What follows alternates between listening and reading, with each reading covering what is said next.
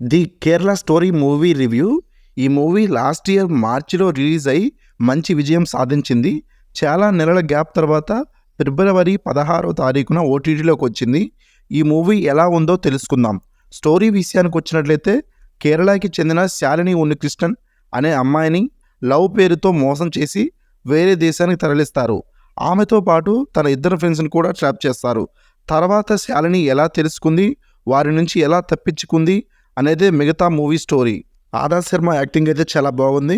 ఫ్రెండ్స్గా చేసిన వాళ్ళు కూడా చాలా బాగా చేశారు. కొన్ని సీన్స్ అయితే చాలా ల్యాగ్ అనిపించాయి. సెకండ్ హాఫ్లో డ్రామా అయితే చాలా బాగా వర్కౌట్ అయింది. కొన్ని ఎమోషన్ సీన్స్ కూడా చాలా బాగున్నాయి.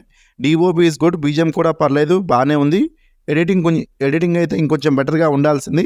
Writer and director Sudeep Sen recent job అని చెప్పుకోవచ్చు. ఇలాంటి రియల్ స్టోరీస్ తీయాలంటే చాలా గట్స్ కావాలి.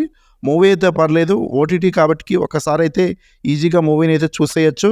బట్ ఫ్యామిలీతో మాత్రం వద్దు, ఓన్లీ ఫర్ 18 మాత్రమే. ఈ మూవీకి నేను ఇచ్చే రేటింగ్ వచ్చేసి 2.5 అవుట్ ఆఫ్ 5. మీరు మూవీ చూస్తుంటే మీకు మూవీ ఎలా అనిపించిందో అనేది కామెంట్ చేయండి. ఈ వీడియో నచ్చినట్లయితే ఒక లైక్ చేయండి. అదేవిధంగా మన ఛానల్కి ఎవరైనా కొత్త వాళ్ళు వచ్చి ఉంటే వెంటనే మన ఈ ఛానల్ని సబ్స్క్రైబ్ చేసుకొని బెల్ ఐకాన్ ఆన్లో పెట్టుకోండి. ది కేరళ స్టోరీ మూవీ ఇంకా ఎవరైనా చూడని వాళ్ళు ఉంటే వెంటనే చూసేయండి, ఎవరు కూడా మిస్ కాకండి. కొన్ని వరకు చాలా నిజ సంఘటనలు చూపించడం జరిగింది. ఈ మూవీ G5లో తెలుగు, తమిళ్, హిందీలో స్ట్రీమ్ అవుతుంది. Thanks for watching. జై హింద్.